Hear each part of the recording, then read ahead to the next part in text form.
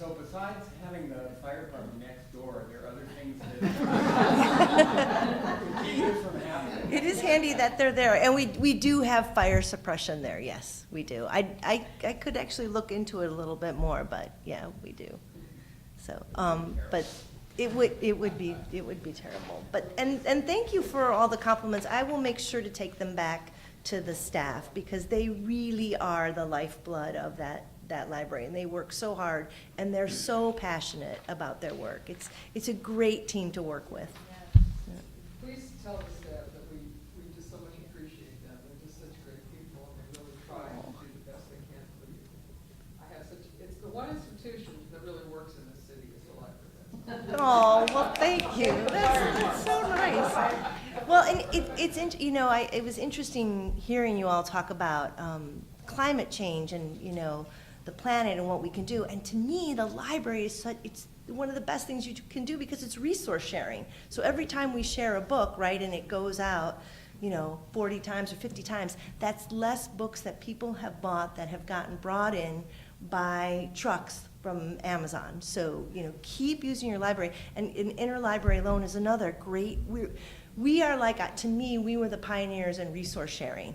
And we keep continuing to do it. And I don't know if you've heard about, we have a library of non-traditional things now, and we're loaning out some different kinds of things, like a metal detector and cake pans, a ukulele,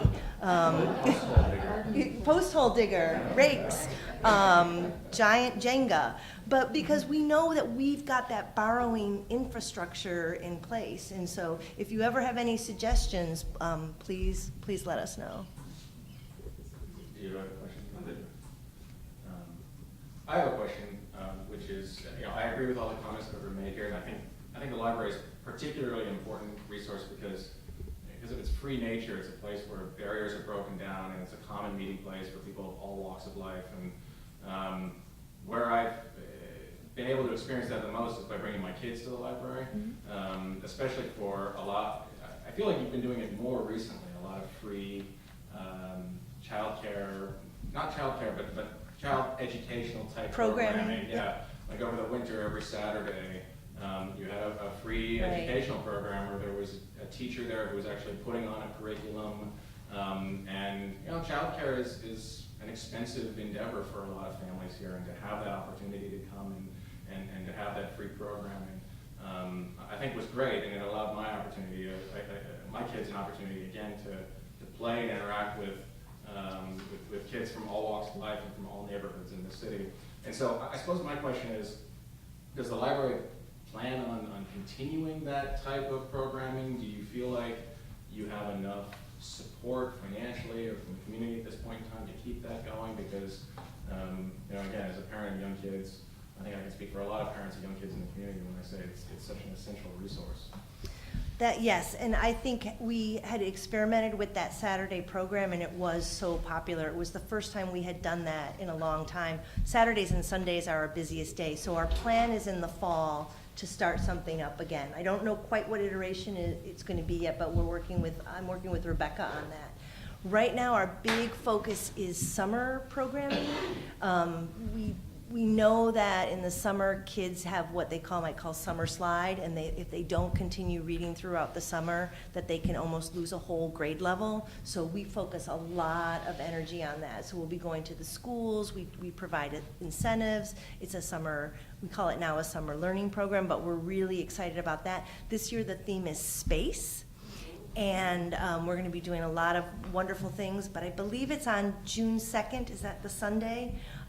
It's our kickoff party for everybody, adults and kids, and we will actually have some moon rocks that will be coming and that you can come and look at. So it's going to be really cool, and doing a lot of STEM-related activities throughout the summer, and then hopefully in the fall we'll start that Saturday program again.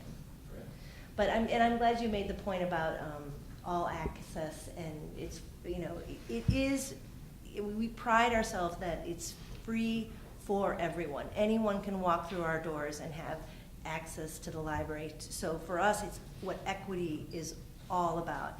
And if we had another hour, I could just tell you all the great stories about people whose lives are changed because of the library, because it's a place where they can go and have either a place to be or a place to have access to the information and the stories, and how, you know, how our lives become so much richer because of the stories that we read too. I also appreciated that you hosted the Green New Deal presentation by the student groups that had, Yes, a part yep. of the nationwide Green New Deal. Yeah. Yep, I've got to give a lot of credit to our programming librarian, Barbara Shatera, because they called her up and they said, we don't have a place to go, and they wanted to make something happen quick, and she was like, we're gonna make this happen. You know, we weren't open late, she's like, I can be here, you know, and everybody just kind of mobilizes and we can make things happen. And yeah, providing that space for groups is a really important thing that we do. Yeah. I mean, it's fun, you'll be going to a lot of. If they're all like this, yes. I have one more sort of personal question. You know, I've gone in the library dozens of times, but for the first time, last time we went, my daughter pointed out to me, as you're walking in, down on your right on the floor, there's a little ferry door into the library. Yes. I don't know if anyone has seen that. You can't, there's a little tiny door that's maybe 1 foot, maybe less, maybe 8 inches tall, Yeah. that's next to the real door that it looks like the sort of thing you would see outside a ferry house. I'm wondering, you know the story behind it? Has it been there forever, or has it been, No, is it new? Or? it's kind of new, Okay. but it hasn't been there forever. Yep. And I don't know, I've never seen the ferries. The Yeah. door just kind of showed up one day.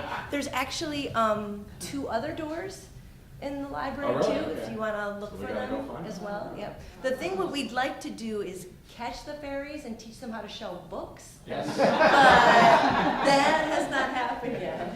They need really small books. Yeah. Or they need a lot of ferries to move one book up there. So. Any other questions? Well, thanks so much. Great, Mary. thank I'll see you, thank you, again.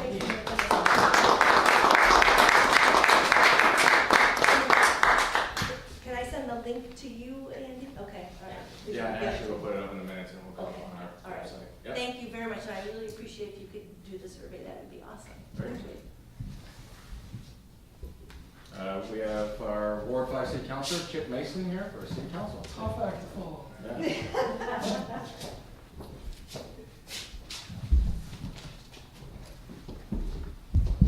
Gorgeous night. So I have scrolled down, Chip Mason, Ward 5 City Councilor. Some faces I don't recognize, but many that I do. I live on Scarf Avenue in the Addition neighborhood. Councilor Shannon, who was supposed to be here, sends her regrets. She is in the midst of trying to sell 3 houses. Must be because it's a beautiful night, who knows? But she asked me to, and I'll kick off. I sort of scribbled down some things, and certainly I want to make this interactive. I don't want to just present, so feel free to jump in, ask questions as I'm sort of going through. Big topic that I was not involved in was at the ordinance committee on changing or proposed changes to the zoning in the South End. I know some of you have been very intimately involved. I have not participated. I recused myself under a conflict of interest rules. I'm an attorney and I happen to actually represent each of the parties that were interested, so I will give a report. I did not attend the hearing, so I don't know. Elisa and Paul may know better than I what went down, but the net impact, there was a request, actually there were sort of 3 requests, I would say, impacting, one was to allow a bank, you know, I mean, this is sort of in the weeds on zoning, but right now a bank is not allowed in what's the enterprise light manufacturing zone, which is pretty much Pine Street, parts of Lakeside, and further down on industrial. So that was advanced. It's my understanding there's a proposal, Mascoma Bank would like to put a small branch in the building on Pine Street, Maltex building on Pine Street. That did advance, so that will be before the full council. The other was the Burton's proposal, or request, I guess, to change the zoning to allow Higher Ground, which is a entertainment venue, nightclub, currently located in South Burlington. That met with, I would say, mixed. You may have a different characterization, but there were some who were advocating for it, some neighbors who were adamantly opposed. That did pass out of the ordinance committee, where it will then go to the full city council. It was a very narrow, my understanding is it allows that use, provided it's attached to a 51% light manufacturer, and it also is capped at a 15,000 square foot space. So if you had a standalone building that wanted to be a nightclub, it couldn't happen, or if you wanted to have a 20,000 foot nightclub, that couldn't happen. So that did pass. My expectation is that will be back before the council in probably first meeting in June. The other piece impacting going the other way was, as any of us who drive up and down Pine Street, which is probably all of us, or walk or bike down Pine Street, Arts Right had taken over some space that was SEBA. They had a very narrow authorization as a performing arts center to operate where they were. Because of the expansion, they were no longer in compliance. So they had come seeking some changes to the ordinance that would allow them to grow into that new space. It's my understanding that also was passed out and will be before the full council. Was the original 5,000 feet, or was that a conditional use? No, I think it was That was for a while. permitted, yeah. I don't think it was a conditional use. So for those who are interested or want to know more, either follow up with Councilor Shannon. I'll post on Front Porch Forum when it does come before the full council. My expectation is that will be in June. Bike path, again. Before we leave that, Yeah. one of the issues that came up was the fact that the standard for Pine Street was, I think they said 5,000 square feet, and yet they wanted to have 15,000 square feet for industrial parkway. And I think Councilor Shannon was arguing, that it was a little inconsistent, right?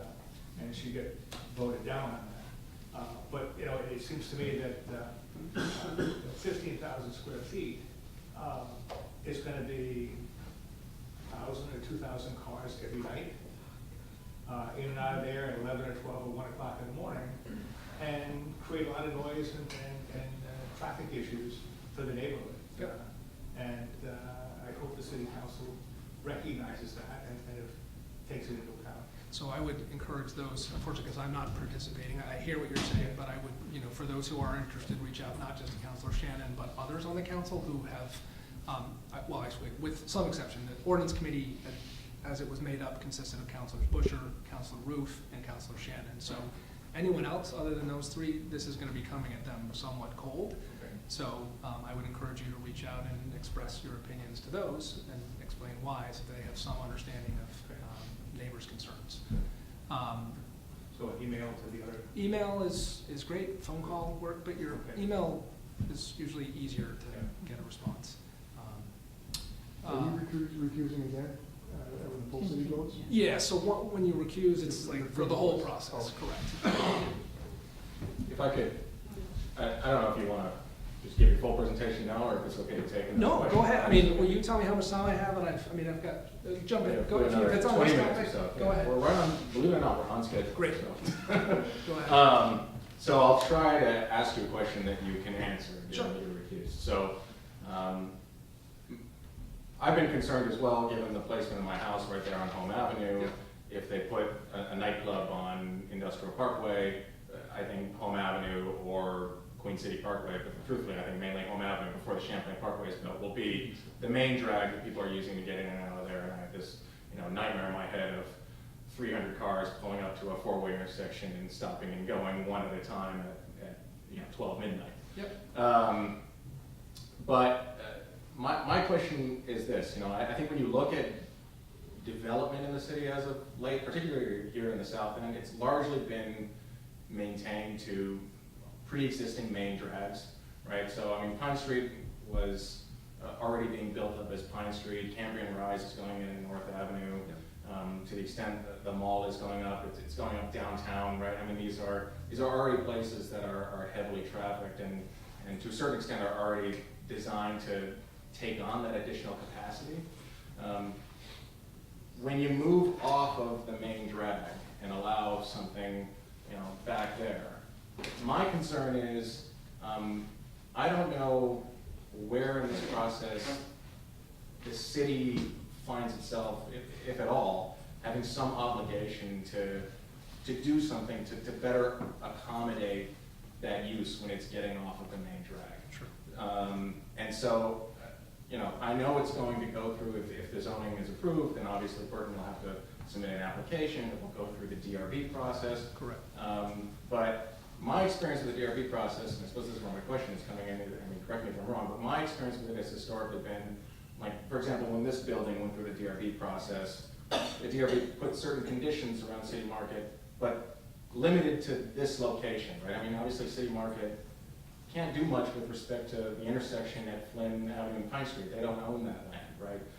So there's sidewalks around this building, and they lock the back gate to prevent traffic from funneling out into the neighborhood. Whereas I'm glad City Market's here, I still look at the areas surrounding City Market and I'm like, well, the city didn't really do very much to better accommodate the use here. There's no dedicated turn lanes at Flynn Avenue and Pine Street. The sidewalks are falling apart. We're sort of playing catch up now with respect to bike lanes along Flynn Avenue. I'm sort of, where is, along the process here, where does the city step in? Because if it goes through the DRB process, now I don't know what the DRB is going to be able to do with respect to the four-way stop sign at Home Avenue and Pine Street, which is a mile away, but nonetheless will be a serious impact point of this type of project. It's spot zoning. I don't think we can really call it anything other than that because it's been specifically asked for folks who have a very specific project in mind. And I'm wondering if you have any thoughts as to, is there a point along the line here where if the city needs to do something like maybe put in a traffic light at Home Avenue and Pine Street, or a roundabout, for example, or something along those lines, where that consideration comes into play? So, Were you jumping, can I add one little tail to it? I mean, Sure. It's exactly what you said, but the word planning and zoning, the title, planning and zoning, doesn't work. Planning is something you do in advance of something, not after it happens in the process. And yet we always seem to see the tail wagging the dog here. And another disconnect, it seems to me, is the ability to condition this use on the implementation of the Champlain Parkway. Right. And having direct access onto that parkway from the Burton site. So all these cars would be able to not be on the local roads, go on and off through an exclusive entrance and exit onto the Champlain Parkway and disperse that. right. So a couple different answers. I mean, there are a lot of, we sort of bounced around in a few, from a structure of city government perspective, I understand your concern, but you are correct that the DRB, where you get a permit to build is with the DRB. Where you change the traffic light is not with DRB. And DRB doesn't have the right to tell the Public Works Commission what to do. So I can understand the frustration. Where that pressure would typically come from is from your elected officials.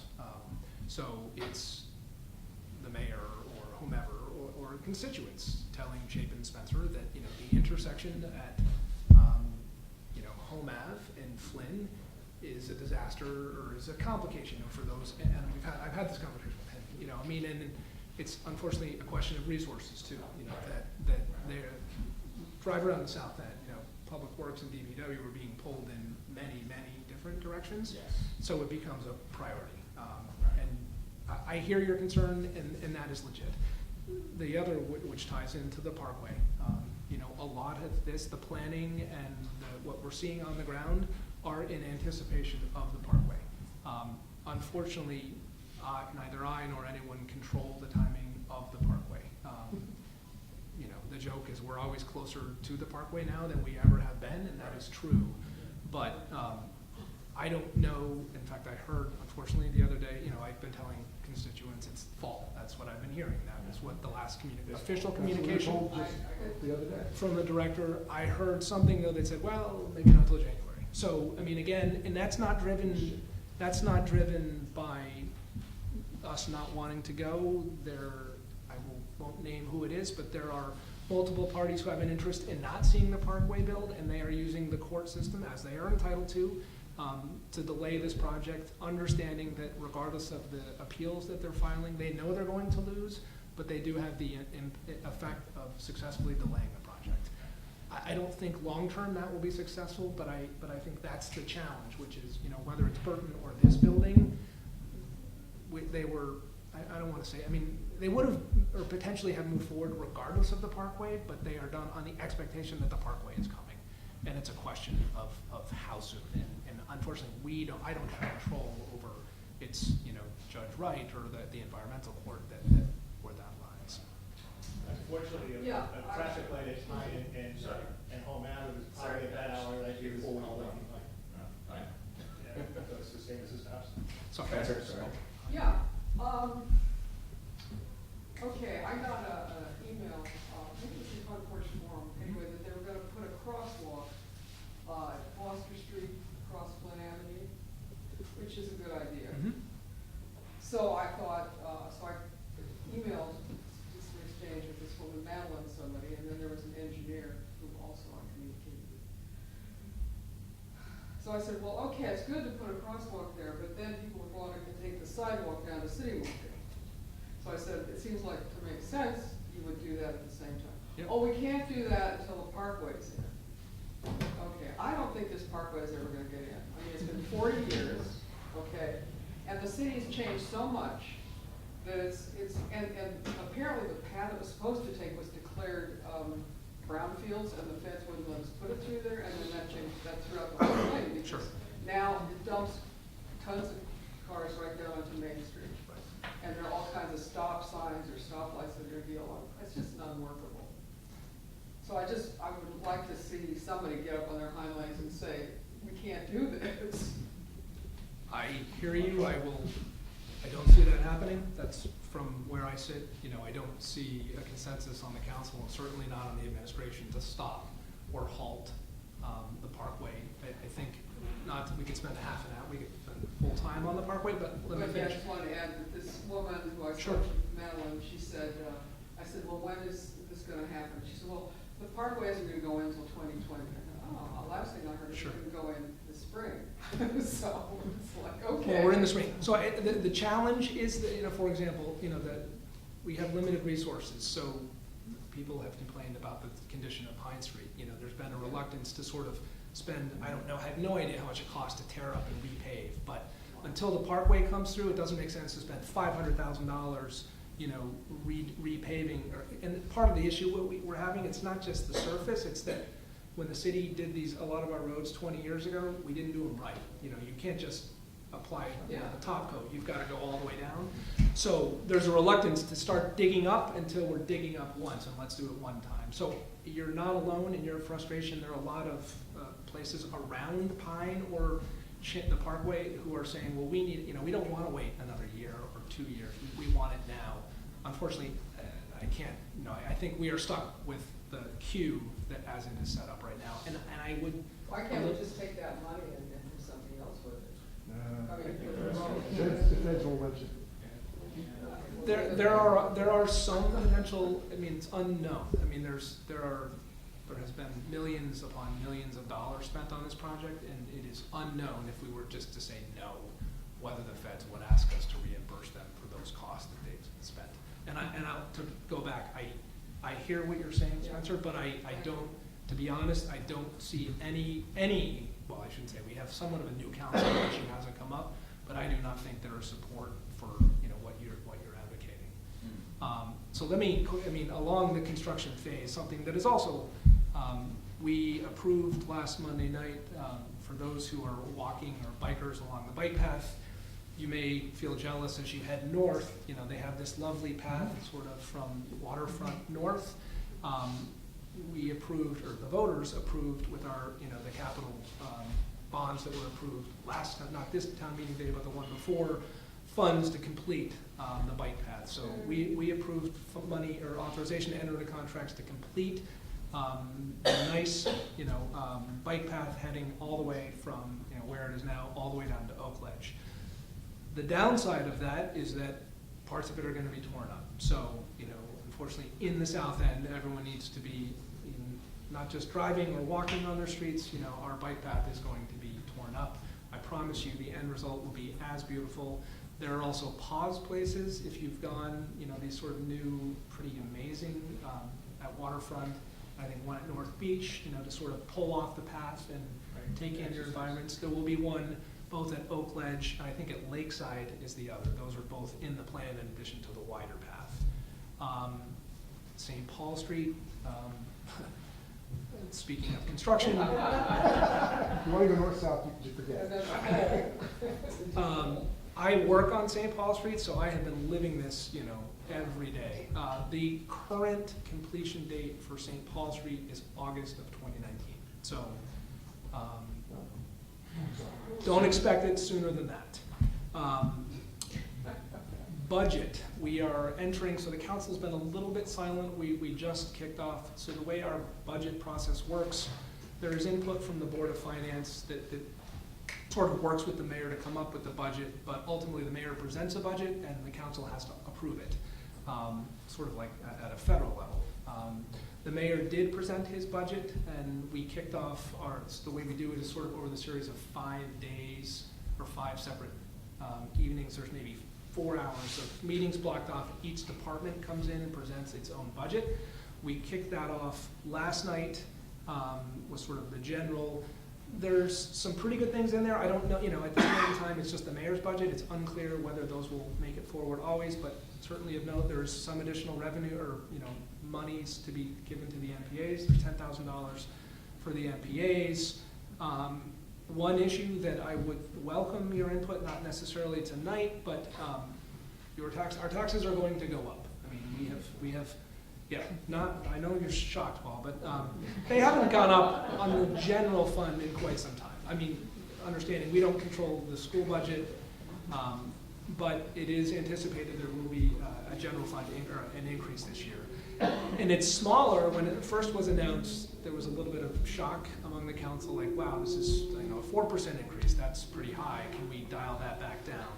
We can do that, but it does require some use of funds that I think have not yet been debated. So Burlington Telecom is the perfect example. The city, as a result of the sale, has $7 million in unanticipated funds. The mayor's budget calls for using 2 of that $7 million. $500,000 goes to keep the increase low. Another 1.1 buys us, and it's it's very easy to sort of, and myself included, sort of push back on that. But when you really start to get into what the money is being used for, it becomes a little harder. Of that of the funds, 1.2 million is for 11 new sidewalk plows. Apparently, we have 12 sidewalk plows. All of them are 15 years past their useful life, and they spend 50% of their time being, in the shop being fixed, which creates problems. So when, does it make sense to spend money? Of course, if we had the money. So one issue that the public will have to debate and the council will have to decide is, what do we want to do with the $7 million that we have from Burlington Telecom?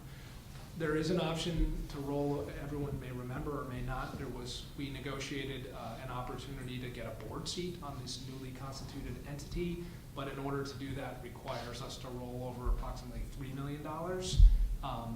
And we have the option to invest everything. There are certainly counselors, I'm not one of them, who feel that taking the full amount of the money and rolling it over into this new for-profit entity would be a good decision.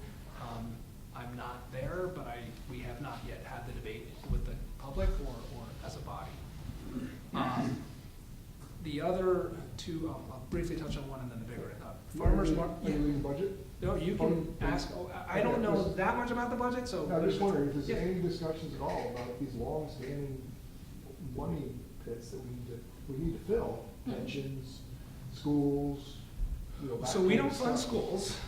Pensions, actually, this is a big, there's a big hit. Part of the pension liability is going up because this is something, I sat on the retirement board for 5 years before I joined the council, and an issue that was constantly being debated was there's an assumed rate of return. You have a formula where you figure out how much do we owe, and the assumed rate of return has been 8%. And even when I was there, that was somewhat a very optimistic number. This budget takes it down to 7.5%, which is the first time. Again, not material, but the impact on the unfunded liability is big. I mean, it goes, I don't have the numbers because I haven't run them yet, but we had a $69 million unfunded liability. My guess is it goes up by at least 50% just based on a 5% delta on the assumed rate of return. I think it's the responsible thing to do, but there are, economic consequences for doing the responsible thing. Right. Right. So, I mean, I am better about that conversation. We have worked very hard, and it is reflected in the current union contracts to sort of move to a model, more of a model of a shared responsibility for that unfunded liability, so that it's not just 100% coming out of the taxpayer, which is what it was up until 4 years ago. It's still not great, and we can talk about who should bear what responsibility, but at least it is in the contract, and it's much better than it was. So that, that adjustment is borne both by the taxpayer as well as by those paying into the system. Farmers market. I'm curious. I heard a lot from people about what went down Saturday. I mean, there was apparently a pretty significant traffic tie-up on Pine Street, both north and south.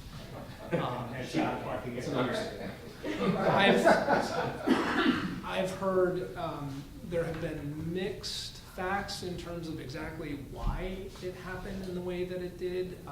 It was my understanding, some have reported, and they are reporting, that apparently a dealer in the Maltex building who were supposed to allow parking at the last minute decided not to.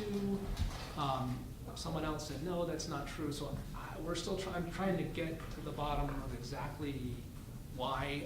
I've encouraged, and I think the mayor will do this, although the city does bear some responsibility for this, on another level, at least my position, and this is somewhat incumbent on the farmers market, we can't just allow you to open up and have complete gridlock on the only remaining, street that goes north and south. So the hope is, I think we're sort of going to wait and see how this weekend goes. Go ahead. Just since, I'm not sure when you walked in, but it might be an opportunity for Green Mountain Transit to actually provide some service. I was here for that. I mean, they do run on Pine Street, but. But I mean, for an event like that. I agree that but I mean, and as we were trying to think through this too, there aren't even, even if you were to do satellite parking, right. There's some limited parking at Champlain Elementary School, I guess some maybe down at the park, but there aren't that many satellite. Burton? Downtown Burton, yeah. Is the Innovation Center open? I don't think it's open. So, right, and that's another. Such a big lot. And I think that's where, if it's gonna stay in that location, that's the sort of thinking we're gonna have to get commitment from them and get buy-in from the public, because otherwise. Because I know they have their gate now, so that you can't park there every time. And I didn't get stuck. I did go past it a few times, but for those who were stuck, apparently it was a significant, unpleasant experience. When we went, every space in the Maltex Was taken. So, at least, okay, that was not true then. It's a Someone had good thing said, they didn't deny parking. Yeah. Because all those people. or maybe people just parked anyway.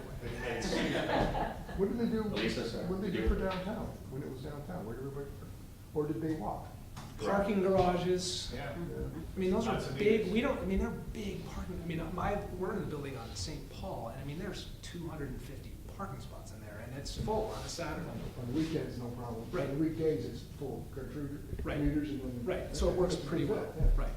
Did you have a comment on this? I want to circle back around to zoning when it's appropriate. I just Go want- ahead now. Okay. My big concern about what's happening with zoning is that the South End has just gone through, I think, a 3-year process Yep. of Plan BTV South End.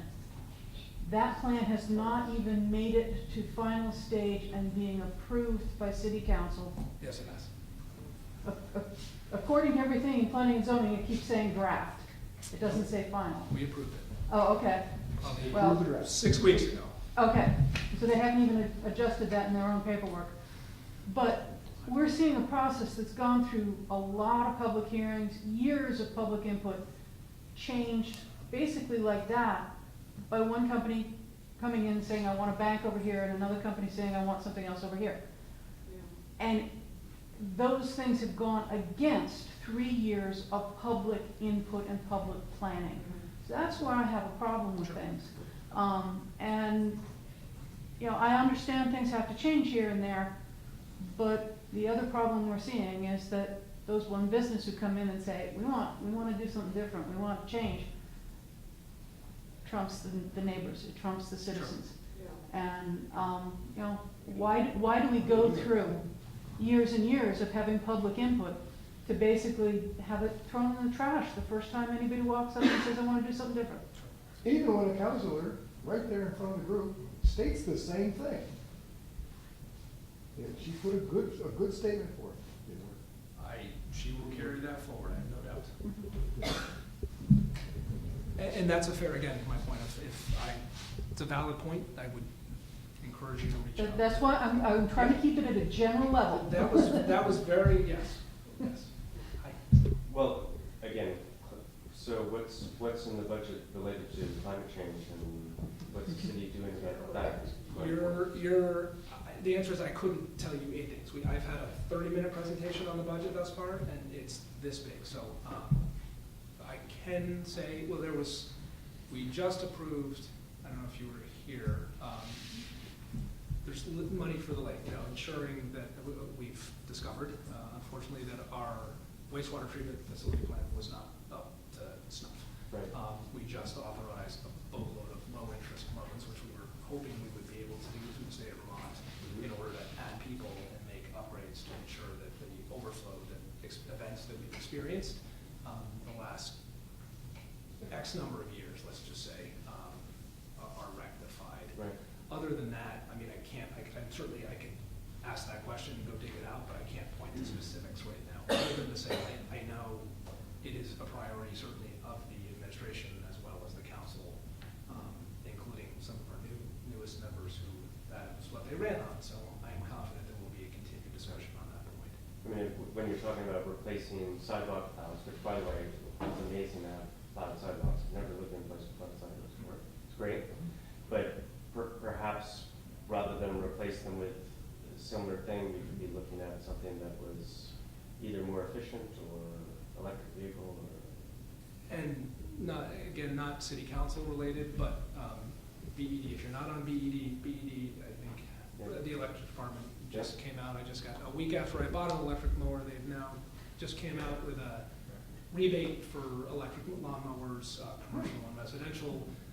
We recently pushed through a new tariff, and there are a number of incentives supporting electric vehicles. I mean, I think everyone, Jenny Green and others, Jennifer Green, working on it. Like that's our big nut is how do we get people out of their cars and into public transportation or electric vehicles. Right. So those are done. I mean, they're supported through the budget, but predominantly that's more of a ratepayer issue, not a general city fund issue. So. But if the city's spending money on vehicles, they should consider what they're buying. Oh, outside of absolutely. what Our everything else fleet, is our going on. fleet, absolutely. Yes, fair. Sorry, go I ahead. did you have one point that I didn't know? Did I Have you have gone what? through your list? My last, which I would be remiss if I did not touch on because both of the publicity surrounding it, but also the council time, are the recent publicized police events. Mr. Kilburn and then the two others based on the civil rights actions that were filed. Council spent the better part of the last 2 meetings, I think I would say, gathering facts. Expectation, we will be speaking about it. I expect the resolution to come forward Monday. And then I'm part of a very large working group that includes the administration, the chief, that's trying to come up with a collaborative resolution to sort of look further at the incidents that have occurred, recommended changes to our use of force policy, looking at the racial disparity issues. But I will be the first to admit this is not going to be one resolution and done. I expect this will be in the papers and a topic of focus of both the police commission, the administration, and the council for months, if not longer. So I didn't want to, that was my only. Yeah, I wanted to make sure we got this. Sure. We have time for a couple more comments. Yeah. What's the status of the hole? Every time I drive by, it's the same hole, day after day after day. I have no information other than that which has been publicly reported, which is they are moving forward and we expect, I've got the list of items they need to take care of. They've got their financing, I hope, within the next month. I mean, we'll get a statement that says we are in the ground in whatever. Andy? I want to take issue with one thing that you said. Sure. And I think that, for me, you mischaracterize people who are opposed to the current design of the Champlain Parkway. Sure. If I remember correctly, you seem to indicate that people are fighting it in court, just knowing that they'll lose. I'm referring to one specific, again. Well, I mean, I'm very familiar with people Sure. who are working on the Pine Street Coalition. I don't know about Yep. somebody at Burlington and all of that. And I Yep. know that they are very idealistic people. They want a better road. They don't want to build a road that was, Sure. was more appropriate to 25 years ago than now. They don't want to build the road and then have to rip it up to make the design changes that even Chapin Spencer thinks should be in there. So, And I yep. really think that that's, it's not fair to say that it's just people And- who are sort of, I was not referring to that group in that statement, Okay. Andy. There is an owner who has, of an adjoining property, that's Right. who I was referring to, has challenged that we did the meeting properly. Forgive me, I'm not aware if the Pine Street again, I'm not aware of every matter of litigation that's ongoing. That was what I was referring to specifically, and not to any citizen-led group or other. So I apologize I was not intending to offend you or anyone who legitimately feel that's not the right path to go, and I apologize for that. there is a litigation, or there is an attempt to challenge the environmental impact statement that was just okayed last week by the Federal Highway Commission. And I think it's done from in fact, the noblest of intentions. Mhm. So I was not referring, forgive me, there are multiple matters of litigation ongoing, so that was not the one I had in mind when I made that statement. I will say on the farmer's market, I did park at Dealer as well. So You did? they were open too.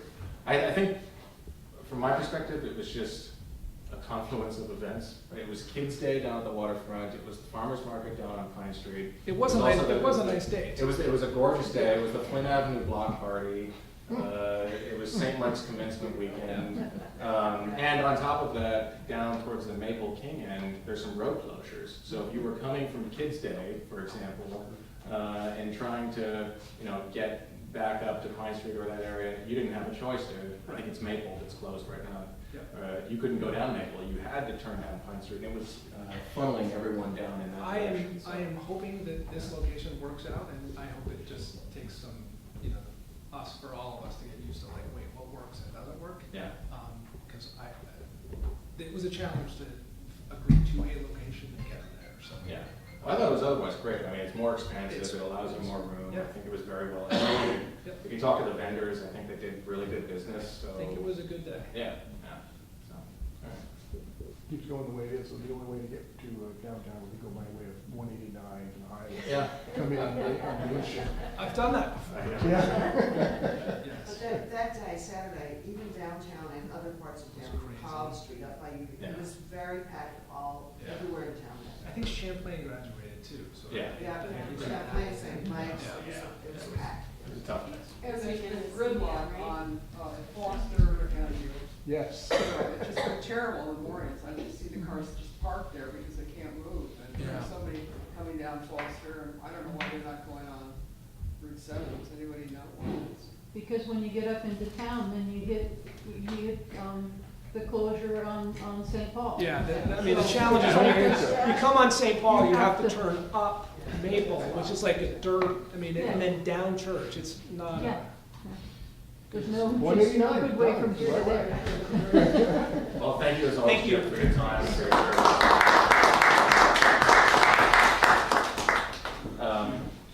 So we have Sam Beal here as well. We'll save the boring bylaws. We'll save those for the end. But Sam, do you want us to just go to you now and then we'll do the bylaws? Whatever you want to do. Why don't we go to you now? Okay. That sounds good. You want the most boring thing to go last? Exactly. So you want me to go last? Second. Sam, by means of introduction, Sam Beal, he is our Ward 5 NPA representative to the Community Development Block Grant Program. And they just recently within the last couple of months or so, right? Mhm. Made their decisions with respect to allocating the CDBG funds, and so Sam reached out to us to provide an update to you all as to where the money's going. So Sam, take it away. Thanks. Does everybody know what the Community Development Block Grant is? No. Okay, so it's money that's fed to the city of Burlington from HUD, and it's intended to alleviate poverty. And so it's existed since as long as HUD has existed in the 70s, and has slowly but surely been brought down. There's not as much money as there used to be. So every city allocates its money differently. Burlington's unique in that there's a citizen advisory board that makes a recommendation to the mayor and the city council about how we want to see the funds allocated. Each ward elects a representative. I believe we have a former representative here. Thank you for your service. I have completed my 2-year term, so part of this is a pitch that next year, if it sounds interesting and not boring, that you may want to participate. And so it's very exciting. So we have 3 meetings. The first meeting is an orientation meeting to go over the sort of rigmarole of how you go about it. You're given a binder with applications to read and a scoring matrix to score those criteria. And then we have 2 meetings, one to consider public service money, which is intended for sort of soft services, so to pay for time, for example, for someone who might be doing work with the homeless to help them stay in their housing. And then the bulk of the money is going towards development, and that's either workforce development or real estate development. And so the split there is probably about 70% goes to development and 20% goes to public service. And that's driven by the original law. It's a statutory requirement that we follow that. And so the total ask this year was $723,764. And the total money we actually had to give out was $421,873. So we had a shortfall of about $300,000. So it was a difficult year. Last year we had not as hard a time. The development ask was very similar to what was available. This year the ask was quite a bit more. And so I don't want to linger on the poor people who didn't get money, because that's sad, and we're going to talk about happy things, but I'm happy to talk about how, more about how we made these decisions. They're really hard. You're talking about weighing early education versus preventing homelessness versus, women's battered shelter. These are all really important things, and there just isn't enough money to give out to everybody. And so, in the end, in the development piece, we had about $330,000 that we were able to give out. Some of that went to the Laurentide Apartments, which is part of Cambrian Rise, which is a development by Champlain Housing Trust. It's going to be 76 units of affordable housing, so that was funded at $80,000. We also funded Champlain Housing Trust. They're doing a retrofit of older properties they own in the Old North End. And so it was a modest amount of money, $23,000, but it's meant to help some of this aging housing stock that we know we have in our city.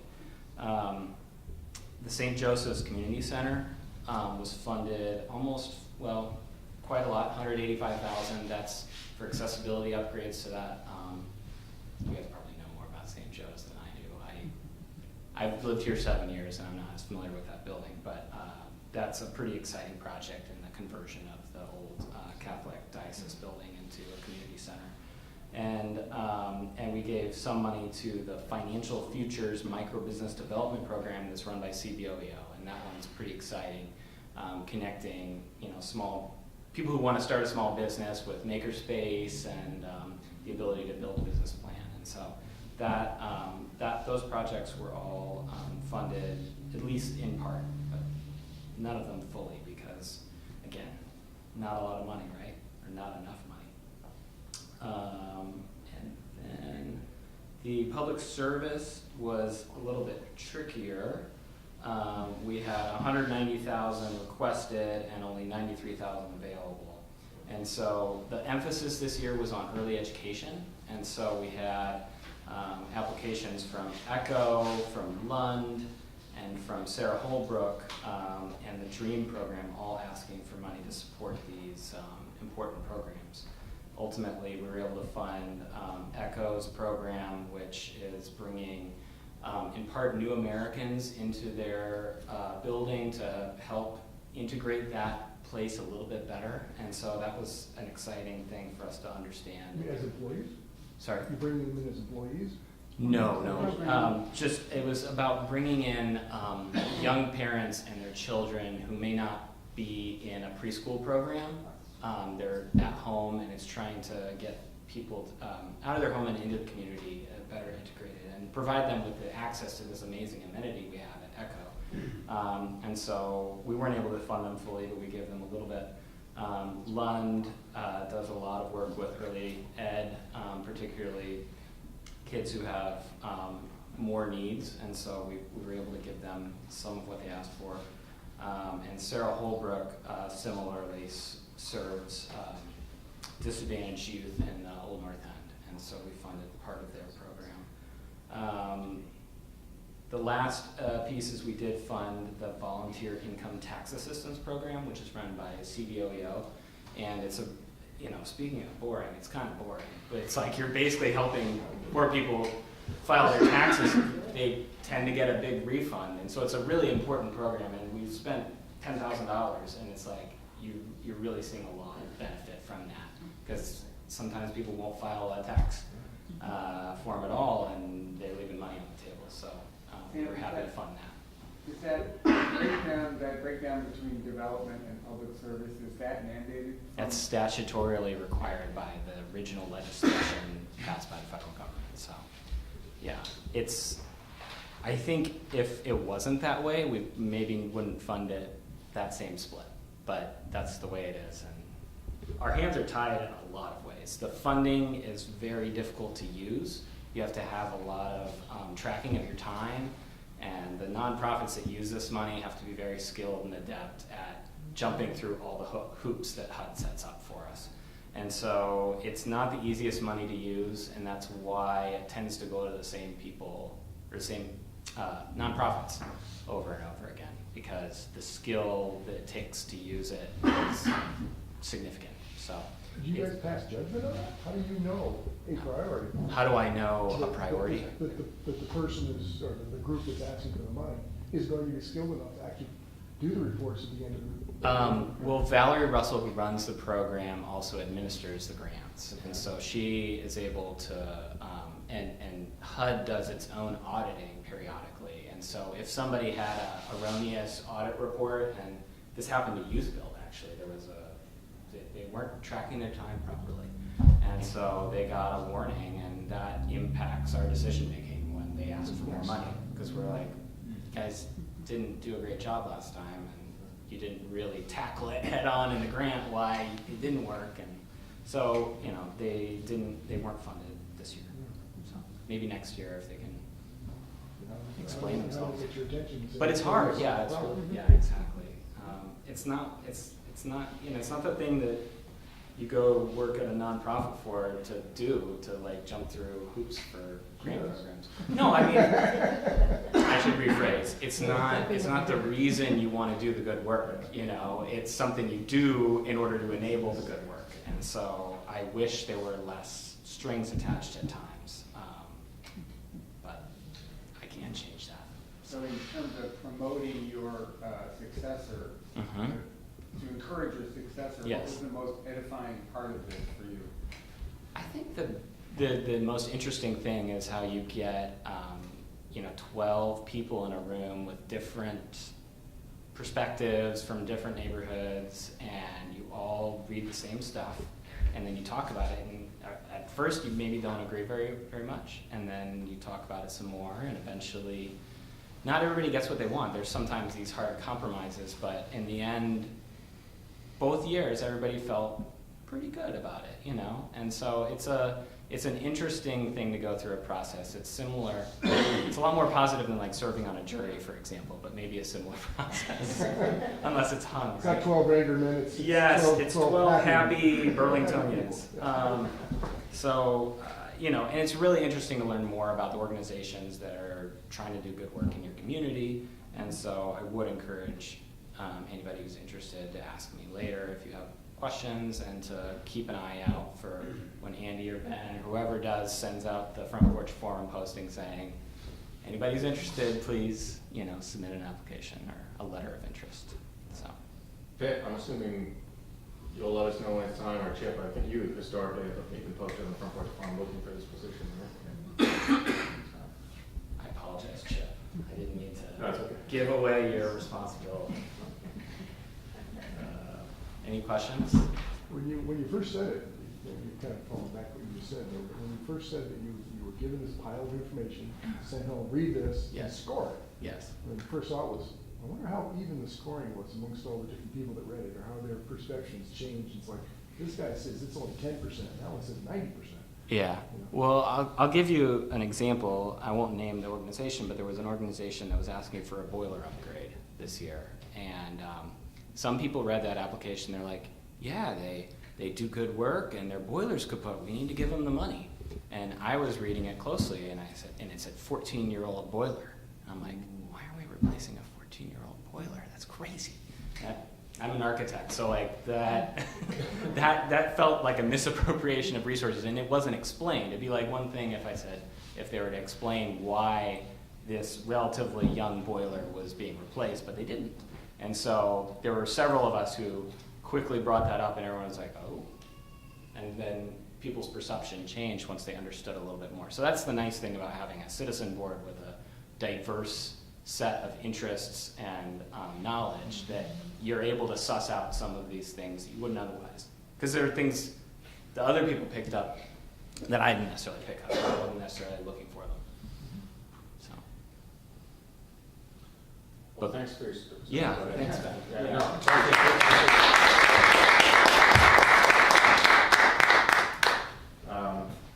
Okay, so now the exciting part, bylaws.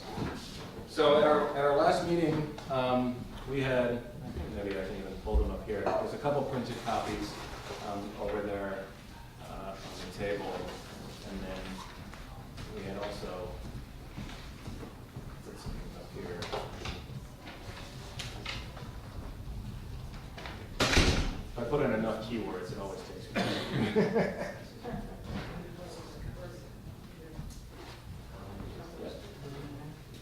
Okay, so if we want to take a look at it at any point, it's there.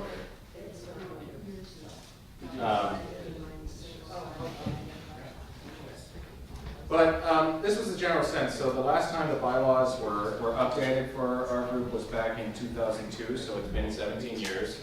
And they were updated at some point, I think, in the interim, but we maybe never got around somehow or another to printing them out. They got lost with.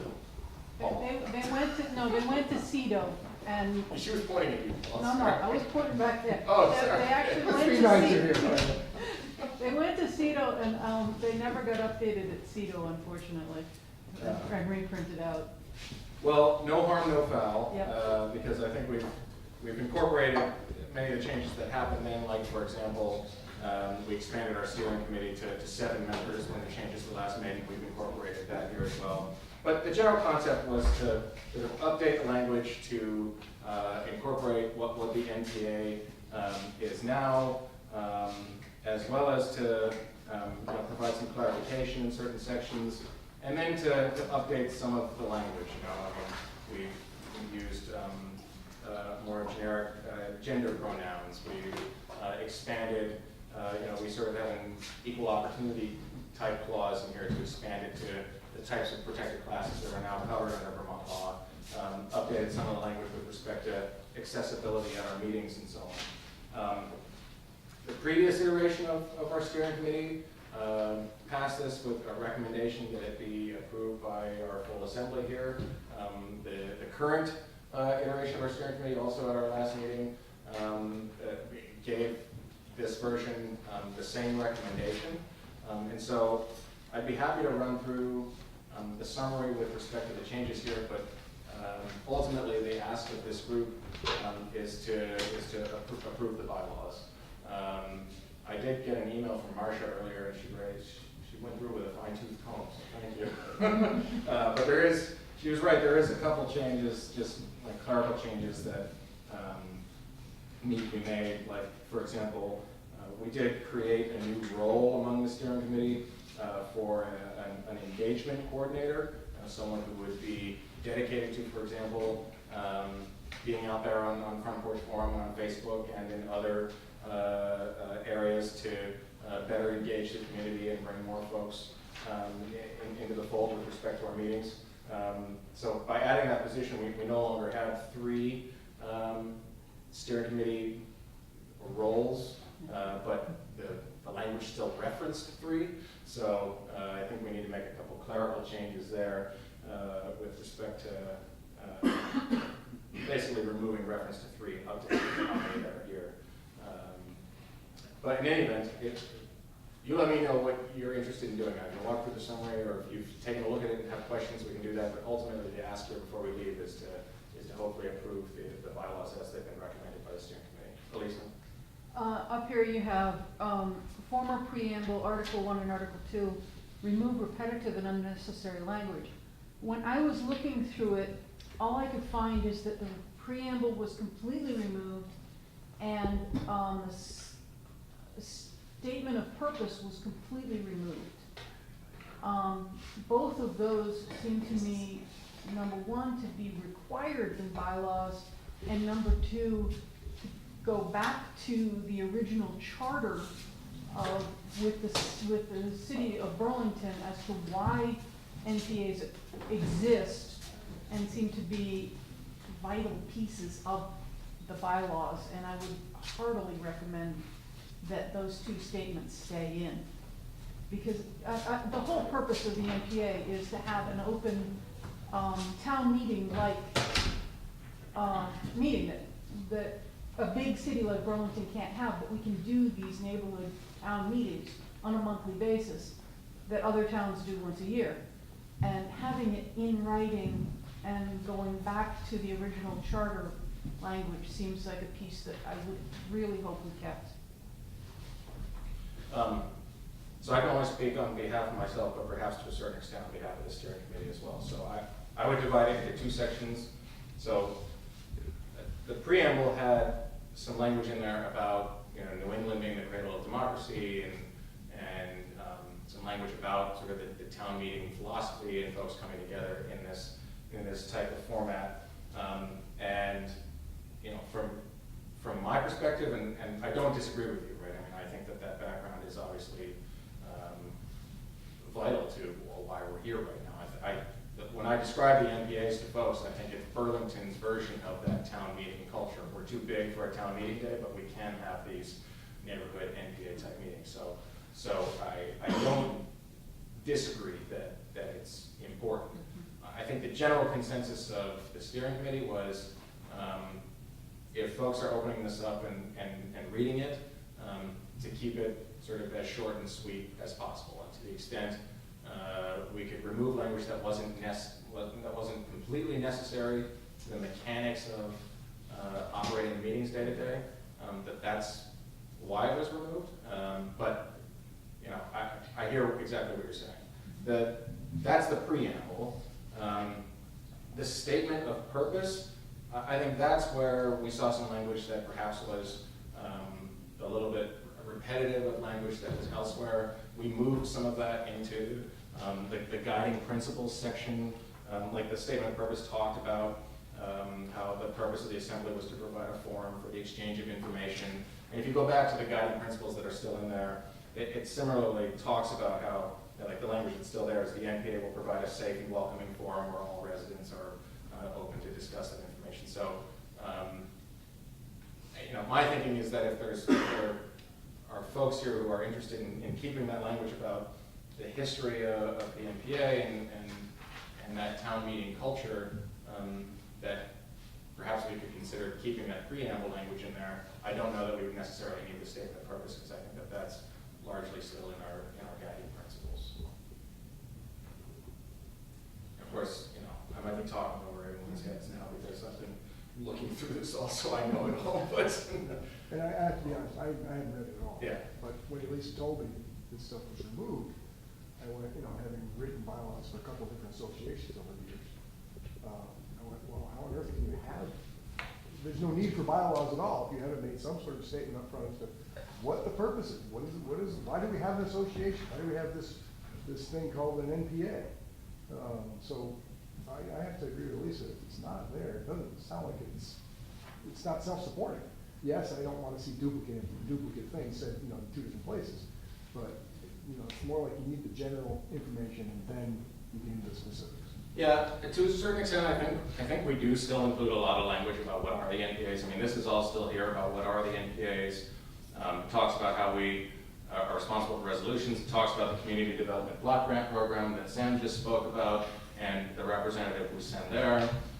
It talks about community engagement in general, about the educational function, about connecting community members to their government. It talks about how we're trying to better engage the community for this type of event.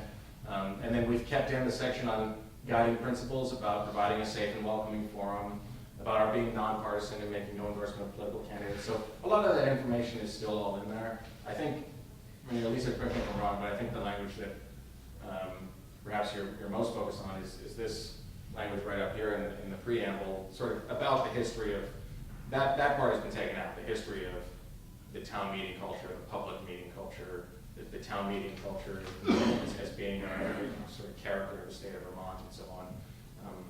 The feeling is, yeah, sorry, Marcia. Oh, no, I just have a comment. What confused me a little bit was it says Neighborhood Planning Assembly Members Handbook and Bylaws. Mm-hmm. So what do NPAs do?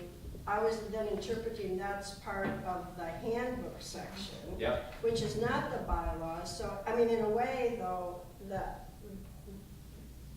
this what do they do is sort of the purpose that now is out of the bylaws. Do you know what I'm saying? It's two different pieces of, I think you were cutting things based on the handbook section, but maybe it shouldn't be. Are all of do all the warrants have handbook and bylaws connected, or are they disassociated with each other? Do you know what I'm saying? My understanding is that most of the NPAs actually don't have bylaws. Oh, they have bylaws.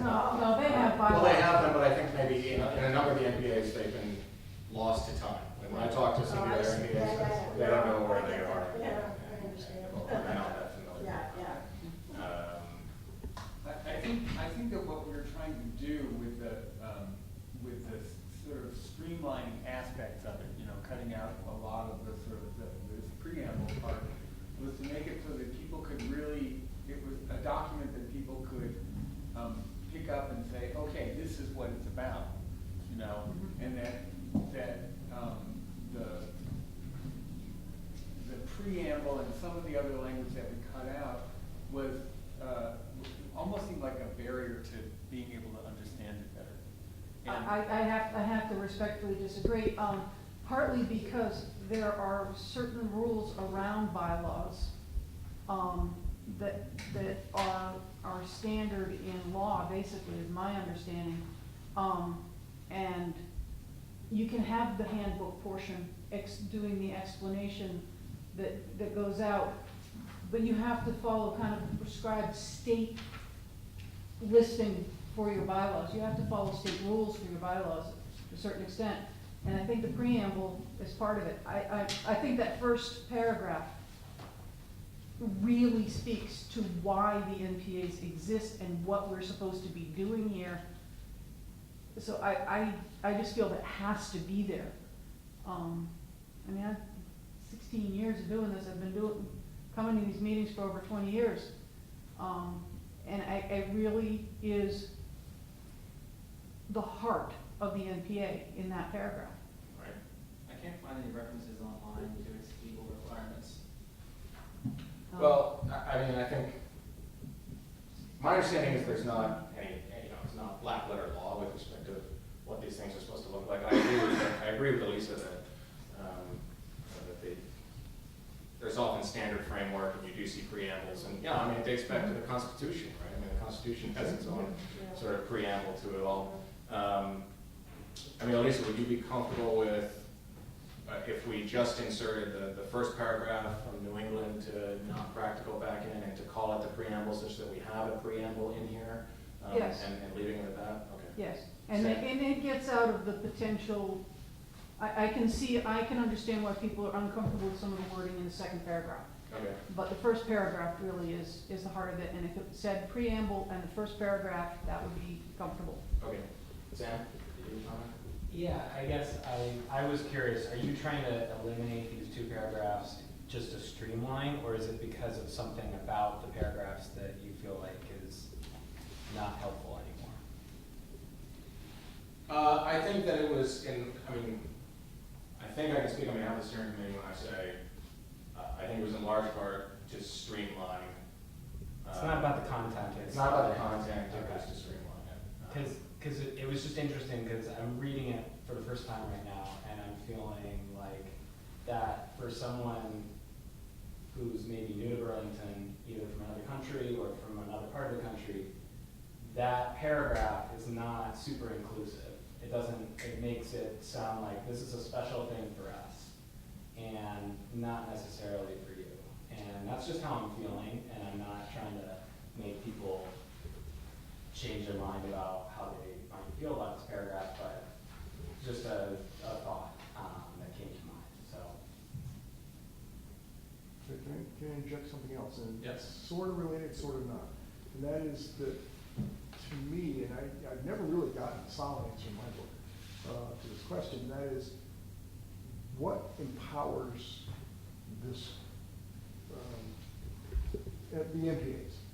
Did it come from the city government? Does it have responsibility to the city government? Does city government have responsibility to us? We make a resolution, no, they don't have to follow it, but they're supposed to listen to it.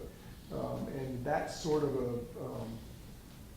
what formed us? Why did this, what is their connection to the rest of the city?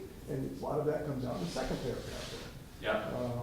That if you throw that away, is this like a secret society we've got going here? How does it connect to the rest of the city? Yeah. I'm not saying it has to be those two paragraphs or anything like that. I just want to make sure those kinds of things are covered. So I totally hear what you're saying, which is why we do keep this up here, right? So the MPAs were founded out of a resolution in 1982. So it was just last year, or it was 2 years ago, we celebrated our 35th anniversary or something like that at the Celebrate Burlington event. And so it arises out of that resolution. In fact, if you go to the CEDO's MPA webpage, you can take a look at the old resolution. It's scanned in, and it's pretty interesting to take a look at. So so we keep it up here, and then in the handbook section, there is language about it being, what we are, grassroots neighborhood organization, and so on.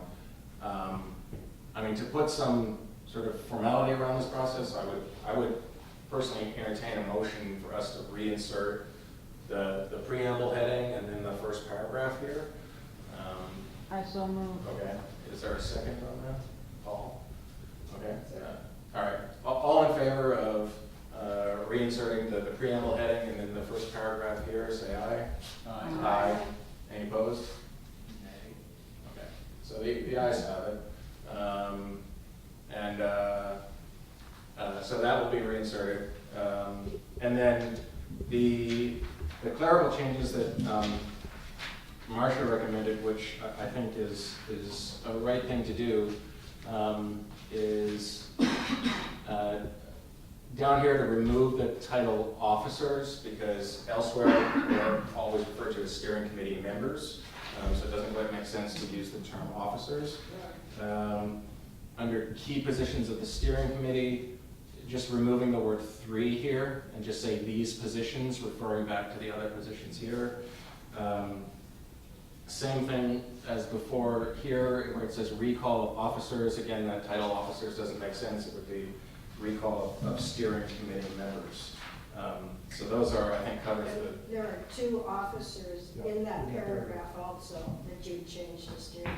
Okay. Any elected officer, any elected steering committee member will be subject to, and second or last line. Okay. Should name, yeah. All right. So 4 places. All right. I can do a control find. Yeah. But again, to sort of bring some formality to it all, I would entertain a motion to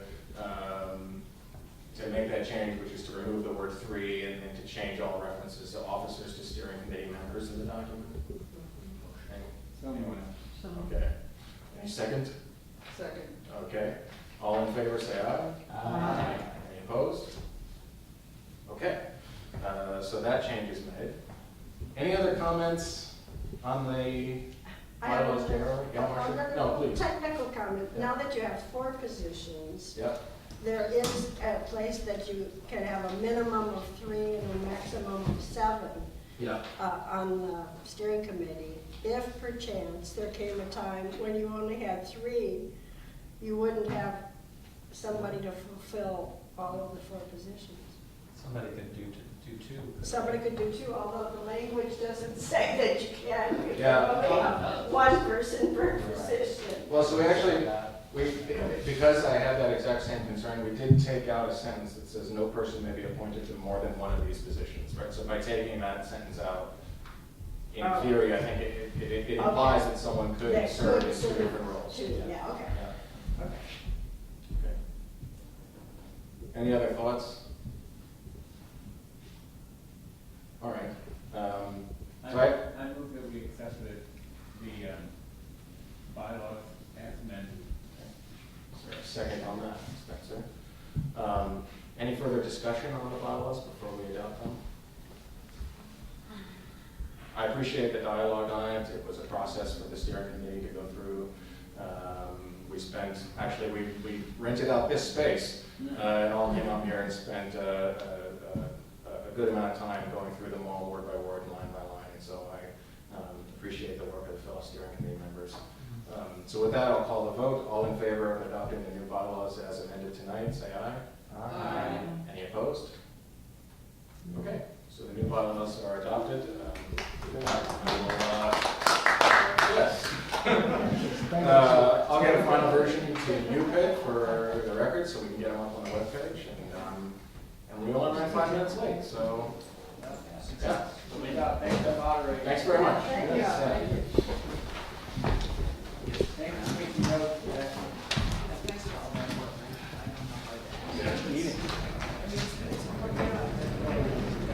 I was, first time around it, in 1970, 1978, and I was part of a special projects committee that I think dealt with the resource in the city of Burlington. I'm so